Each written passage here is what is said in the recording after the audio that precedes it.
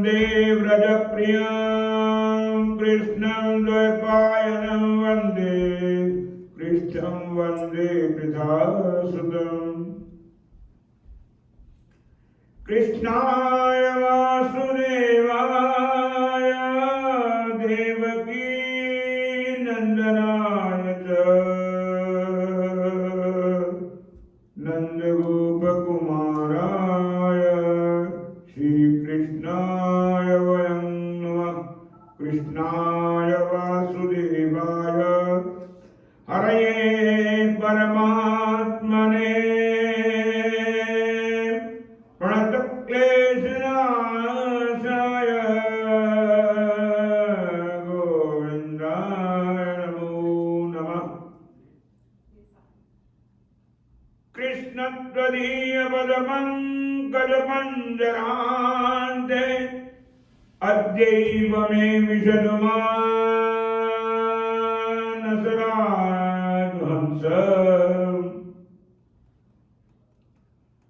प्राणप्रयाण समये कहवातु वित्तैकण्ठावरोधनमिदौ स्मरणं कुतस्ते बंसीभूषितकराय नवनीरदाभात् पीताम्बरधरणबिम्बफलाधरोष्णात् पूर्णेन्दुसुन्दरमुखादरविन्दनेत्रात् कृष्णात् परं किमपि तत्त्वमहं न जाने। ध्यानाभ्यासवशीकृतेन मनसा तन्निर्गुणं निष्क्रियं ज्योति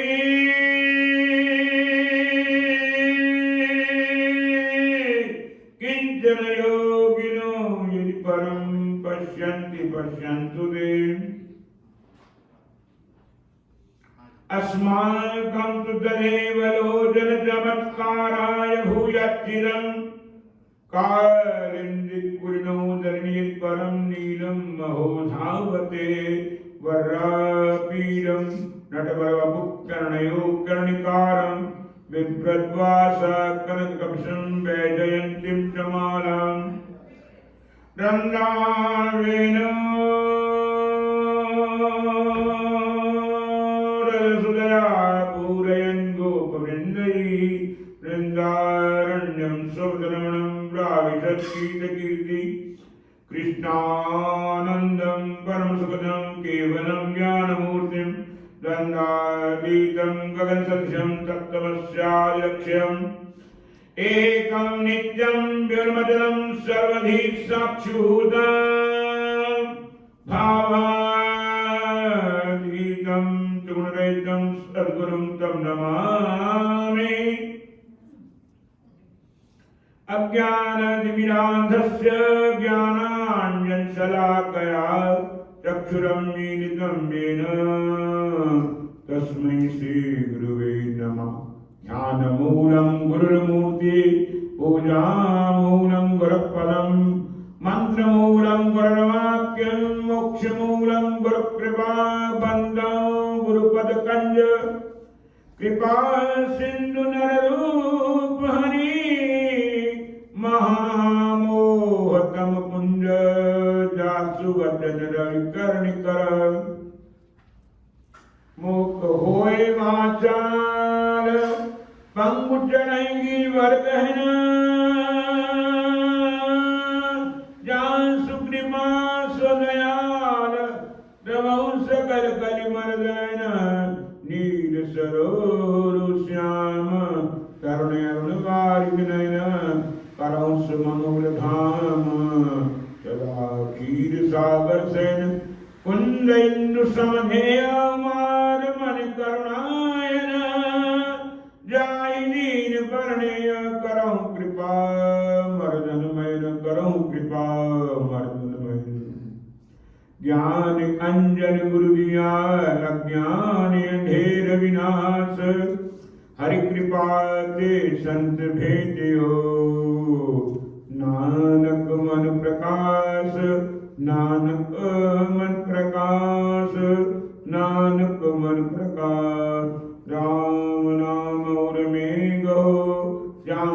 के सम नहीं कोय, जय सिमरत संकट मिटे दर्श तिहार होय, दर्श तिहार होय। गिरिराज संत समागम सबन नाम कछुआन, बिनु हरि कृपा न पाइयो, गावहि वेद पुराण गावहि वेद। अखिल कोटि ब्रह्मांड नायक सर्वेश्वर सर्वाधार, करुणा वर्णालय,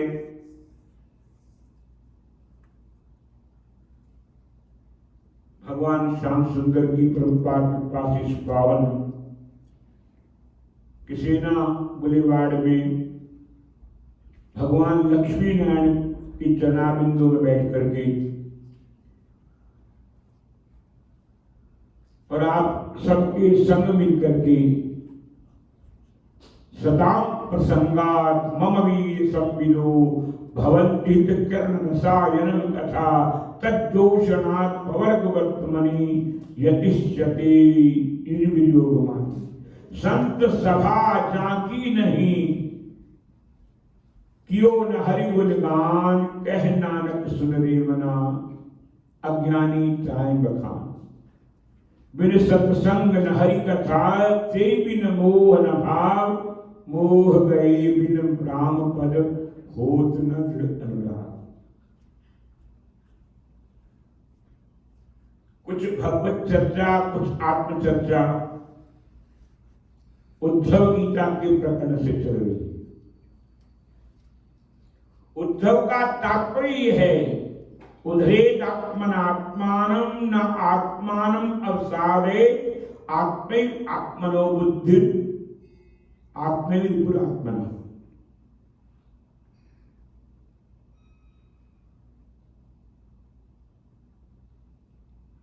प्रत्येक जीव मनुष्य जन्म लेकर के अपना उद्धार करने का प्रयास तो करता है, पर प्रयास उसका लक्ष्य तक नहीं पहुंच पाता। लक्ष्य क्यों? क्योंकि सत्य की खोज नहीं, तथ्य की खोज नहीं और पथ्य की खोज नहीं। सत्य का अर्थ ही है त्रिकालाबादित्यत्वम सत्यत्वम। वेदांत सूत्र कहता है तीनों कालों में जो सत्य रहने वाला परमात्म तत्व, ईश्वर तत्व है, भगवत तत्व है, उसे कहते हैं तीनों कालों में सत्य। वो इसी को श्रीमद् भागवत का लिखते हैं, सच्चिदानंद रूपाय विश्वोत्पत्त्यादि हेतवे तापत्रय विनाशाय श्री कृष्णाय वयं नमः।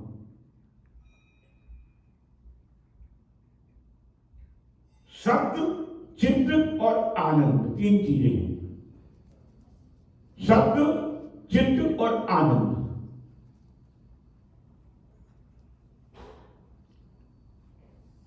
आप भी सब चाहते हैं आपसे कोई भी असत्य वार्ता ना करे, असत्य व्यवहार ना करे,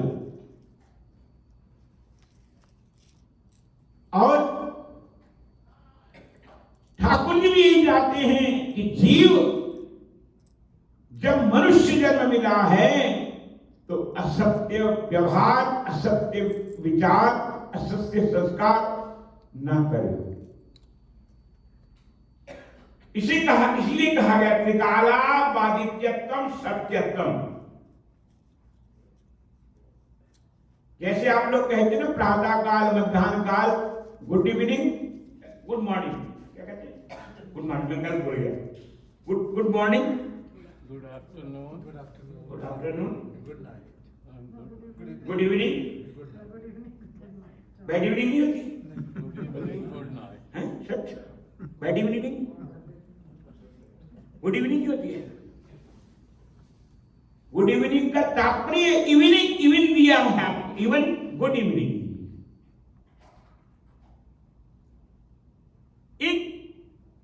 गुड इवनिंग। प्रातः काल दिया है आपको, उसका तात्पर्य, प्रातः काल का तात्पर्य है कि आपको एक ठाकुर जी ने श्वासों का गुलदस्ता दिया है, श्वासों का गुलदस्ता दिया है, जिसे कहते हैं गुड इवनिंग। इवन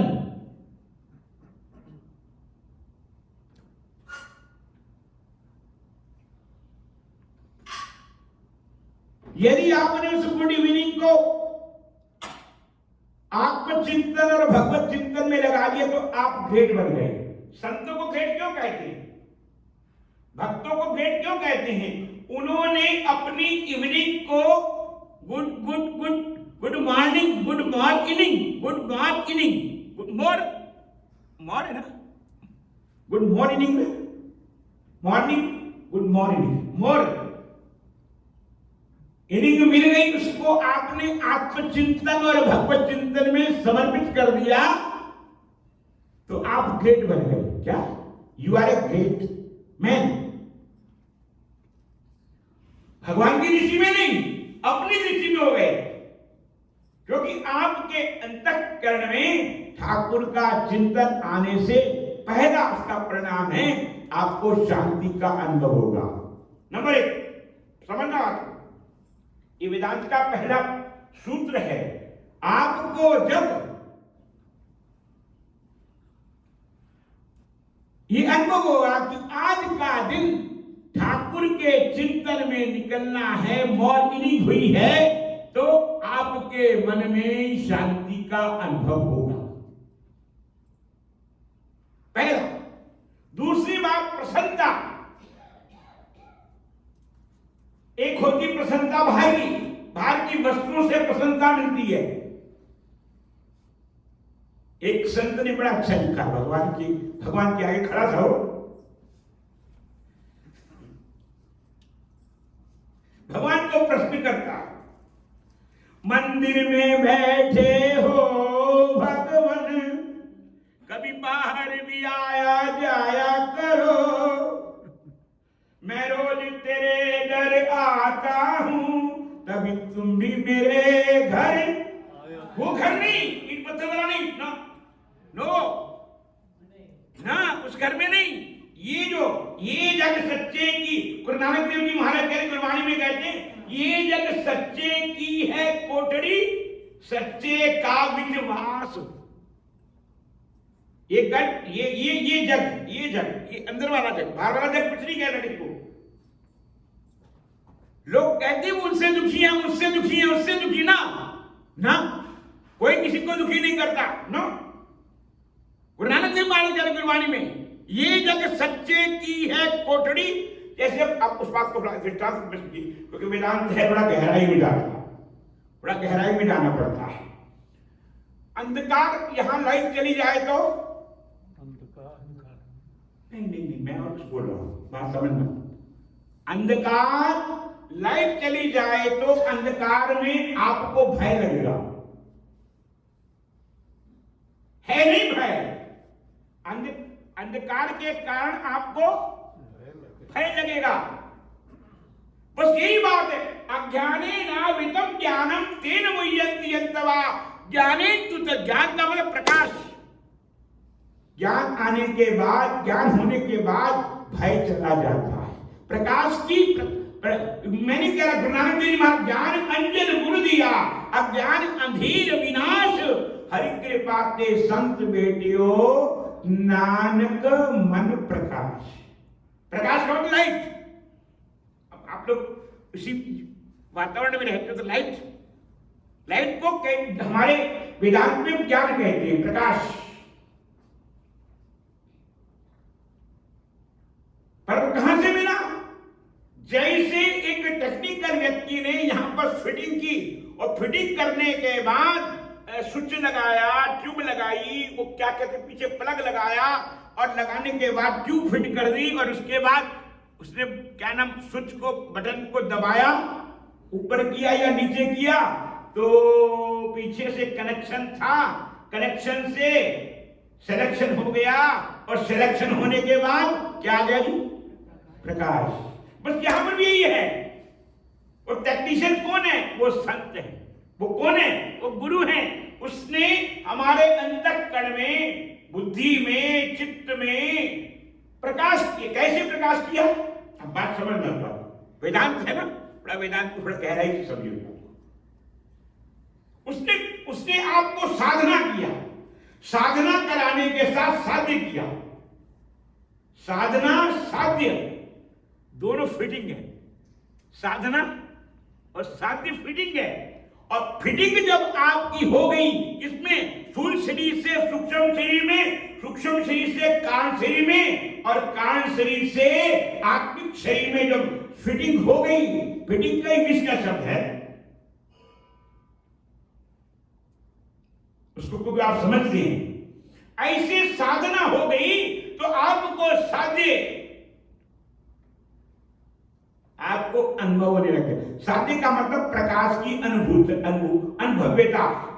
साध्य का अर्थ है ध्यान की अनुभव्यता, गुड फीलिंग। अब उसके इंग्लिश में कह लो, फीलिंग कह लो, गुड फीलिंग। बस यहां पर भी इसीलिए संत लिखते हैं मंदिर में, मंदिर का मतलब ये मंदिर, ठाकुर जी को कहते हो ठाकुर जी, कभी बाहर भी आ जाया करो। आत्माराम जो मंदिर है, आत्माराम में बैठे हुए मेरे कन्हैया बैठे हुए ना, जो मंदिर में बैठे हो भगवन, कभी बाहर भी आया जाया करो। मैं रोज तेरे घर आता हूं, कभी तुम भी मेरे घर आया करो। मैं दीन हूं दीना, नाथ हो तुम। मैं दीन हूं दीना, नाथ हो तुम। फिर क्यों ना सुनी मेरे मन की, फिर क्यों ना सुनी मेरे मन। मेरा मन कैसा है? मन लोभी, मन लालची, मन चंचल, मन चोर। ये नेगेटिव है क्या? मन लोभी, मन लालची, मन चंचल, मन चोर, मन के मते न चालिए क्षण और क्षण का मन समझते हैं? एक सेकंड का 10, एक सेकंड का 60वां हिस्सा क्षण होता है। एक सेकंड का जो 60वां हिस्सा है क्षण और क्षण और। इसीलिए कह रहे हैं मन लोभी, मन लालची, मन चंचल। और उसी बात को गीता में भी कहा, मने मनुष्याणाम कारण बंध मोक्षयो। मनुष्य अपने नेगेटिव थिंग्स से, अशुभ विचारों से बंधा हुआ है। जैसे कुत्ते के गले में वो डाल देते ना, क्या बोलते हैं, रजिस्ट्रेशन, क्या कहते हैं, बेल्ट पा लेते, वो अपने आप को बंधा हुआ समझता है। बस हमने भी ऐसा ही है। हमारे जीवन में भी हमने परिवार से, संसार से, व्यवहार से, हम वहां नहीं जाएंगे तो क्या कहेगा? हम चौथे में नहीं जाएंगे तो क्या कहेगा? हम शादी में नहीं जाएंगे तो क्या कहेगा? मरने में नहीं जाएंगे तो क्या कहेगा? ये बंधन है, ये बंधन है, एक बंधन है।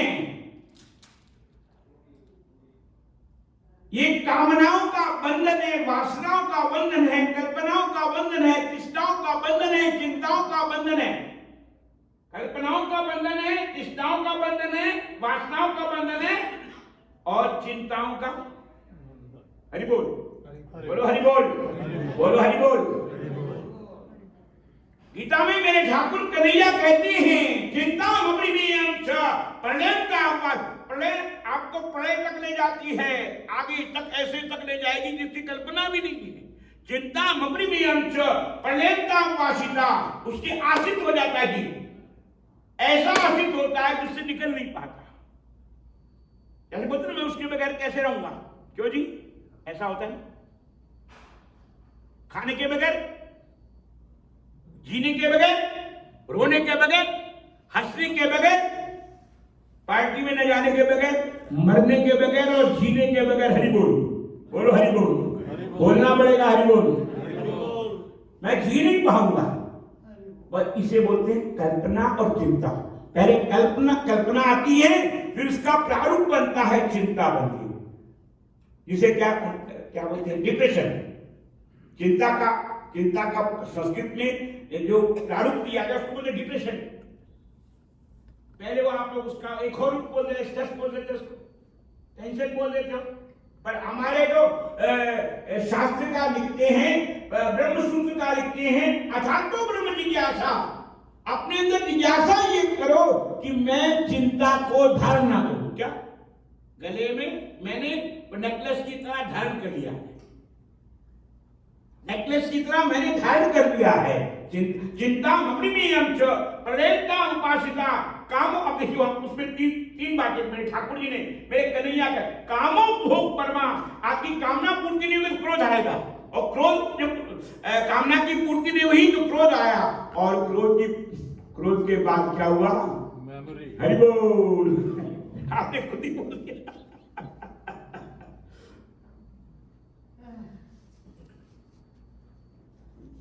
इस बात को मेरे कन्हैया इस बात को बार बार कहते हैं, उद्धव गीता में भी कहते हैं, ऐसा ब्रह्म स्थिति पाथ नैना प्राइप्ति विमूयति।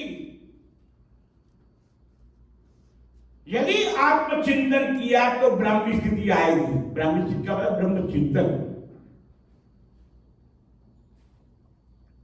ब्रह्म चिंतन का तात्पर्य समझ लेना बात को क्या है। आत्मचिंतन पहला, दूसरा ब्रह्म का जाना। इस शरीर में देहाध्यास जो है हमारा, इस शरीर में जो देहाध्यास है, अटैचमेंट, खाने का, पीने का, रोने का, हंसने का, सब तरह का अभ्यास बना हुआ है, और भोगने का अभ्यास बना हुआ है। वो जो अभ्यास है वो ब्रह्म चिंतन और आत्मचिंतन के बाद सही बोल हो जाता है।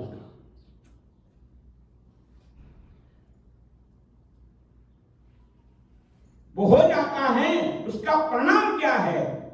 उसका परिणाम क्या है कि जीव ठाकुर जी के आगे दीन बन जाता है। क्या बन जाता है? दीन। नहीं तो जीव का अहंकार रहता है। क्यों जाओ मंदिर में? जी मंदिर में क्या पड़ा? मंदिर में वेले लोगों का काम है, फालतू लोगों का काम है। मंदिर में जाना मतलब फालतू लोगों का काम है। क्यों जाओ? ये जीव का अहंकार। पर जब जीव के अंतःकरण से कामो भोग परमा एका वदिति निश्चिता, भगवान खुद कह रहे हैं, कामनाएं और कल्पनाएं और चिंताएं दूर होती हैं तो जीव दीन बनता है।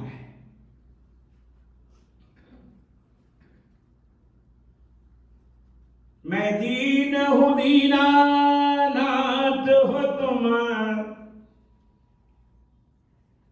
मैं दीन हूं दीनानाथ हो तुम, सुख दुख में सबके साथ हो तुम, फिर क्यों न सुनी मेरे मन की, इतना न जुल्म कमाया करो, मंदिर में बैठे हो। मंदिर कौन सा? ठाकुर जी। ये जग सच्चे की है कोठड़ी, सच्चे का बिचवा, मेरा कन्हैया बैठा हुआ है आपके मन के मंदिर में। ये जो मंदिर है, ये मंदिर तो एक सिंबल है। आप आते हैं, प्रसाद टेकते हैं, भंडारा मिलता है, प्रसाद कहते हैं, हरि बोल, फिर अपने बेडरूम की तो चले जाते। कहाँ जाते? बेडरूम। हरि बोल। अपने जो क्या जिसको आपको अपना घर कहो या बेडरूम कहो, कुछ भी कहो, ये तो सिंबल है। गुरु नानक देव जी महाराज कहते हैं गुरबाणी में, ये जगह सच्चे की है कोठड़ी। जब आपका मन दीन बनता है तो दीन मन क्या कहता है? मैं दीन हूं दीनानाथ हो तुम, सुख दुख में सबके साथ हो तुम, फिर क्यों न सुनी मेरे मन की, इतना ना जुर्म कमाया करो, मंदिर में बैठे हो भगवन, कभी बाहर आया। बाहर में आने का तात्पर्य क्या है? कि हमारी साधना परिपक्व हो जाए। अब उस बात को थोड़ा मोटे रूप में समझना। भोजन खाते हो ना, भूख तो अंदर लगती है। क्यों जी? भूख अंदर लगती है ना। और खाते कहां से हो? बात है बस स्वाद कहां से लेते हो? बस यही बात है। अंदर से स्वाद ले सकते हो क्या? अरे बोलो, नहीं ले सकते। बाहर बाहर भीतर एको जानो, यह गुरु ज्ञान बताई। जन नानक बिन आपा कीने, मिटे न भ्रम की काई। बिसर गई सब तात पराई, बिसर गई सब तात पराई। उस बात को गीता में भी कहा, गुरु नानक गुरबाणी की बात को कहा, भैरंतस्य भूताना अचलम सर्वेव च सूक्ष्मत्वात् तद्विज्ञेयम् दूरस्थम। जब इस बात को आपका मन गंभीरता से समझने लगता है तो आत्मचिंतन में जहां बैठे वही समाधि रखें। समाधि का मतलब मंदिर में नहीं ना, समाधि का मतलब ध्यान लगाना मंदिर में नहीं, गलत।